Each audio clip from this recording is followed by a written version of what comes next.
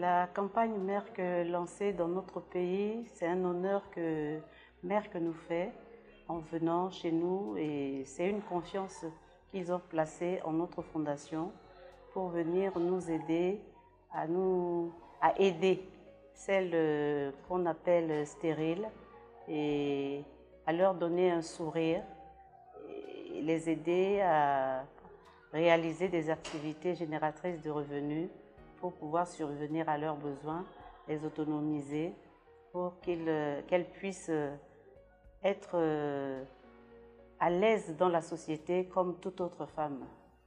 Je nourrissais déjà ce projet en moi et c'est devenu une réalité à travers l'invitation que m'a adressée mon homologue Madame Ouattara, Dominique, pour aller à Abidjan, participer au lancement officiel de la campagne Merck chez eux, en Côte d'Ivoire.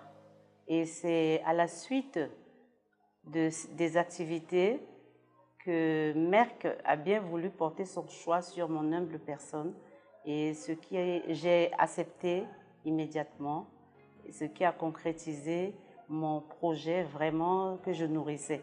Vous savez qu'en Afrique, quand on n'a pas d'enfants, on est rejeté déjà par la communauté et on est vraiment isolé.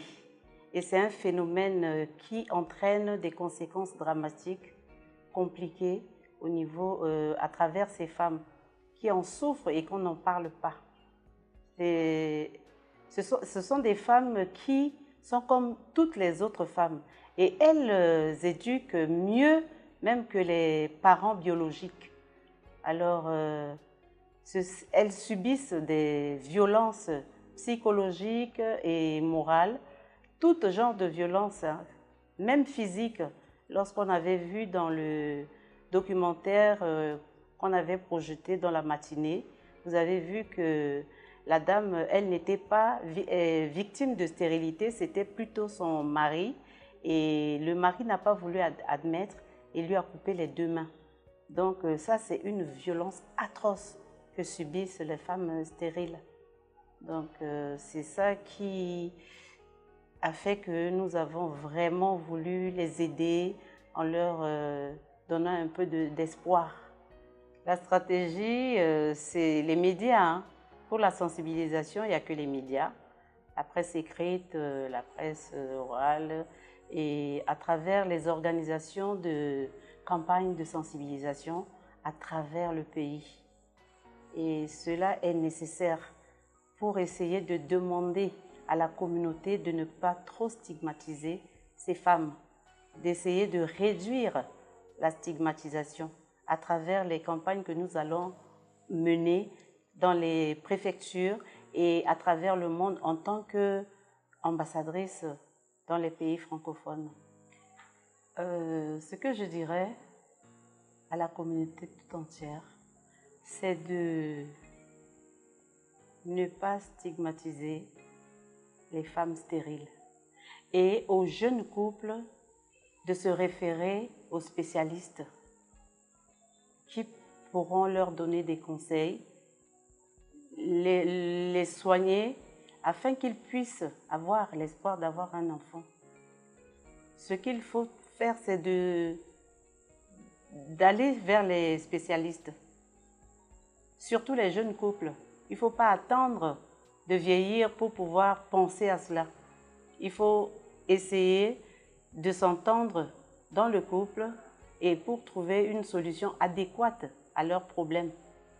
Parce qu'aujourd'hui, le problème de stérilité est attribué à la femme, et injustement. C'est un problème qui touche en ce moment et les hommes et les femmes. Et les hommes ne veulent pas admettre ce phénomène, et c'est un tabou pour les hommes. Lui dire qu'il est stérile, c'est un tabou. Les gens n'en parlent pas.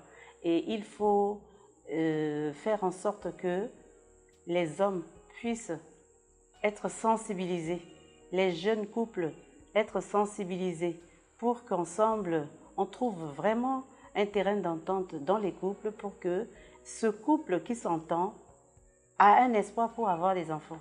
Mais ceux qui ne veulent pas admettre et qui jettent la pierre sur les femmes stériles, alors qu'elles ne le sont pas réellement toutes, on doit essayer de remédier à ce phénomène.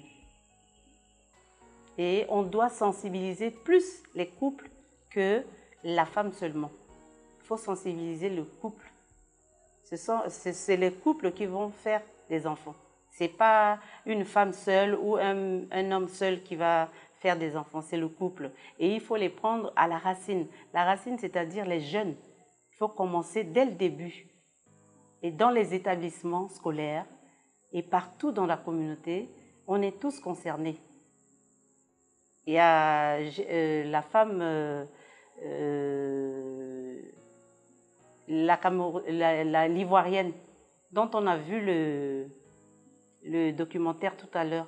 C'est dans sa propre famille qu'elle est vraiment marginalisée, discriminée et tout. Elle est isolée parce qu'à chaque fois qu'il y a une naissance dans la famille, on lui dit on attend ton tour. Ce sont nos propres familles même qui sont à l'origine des fois de nos stigmatisations. Et la communauté vient ensuite.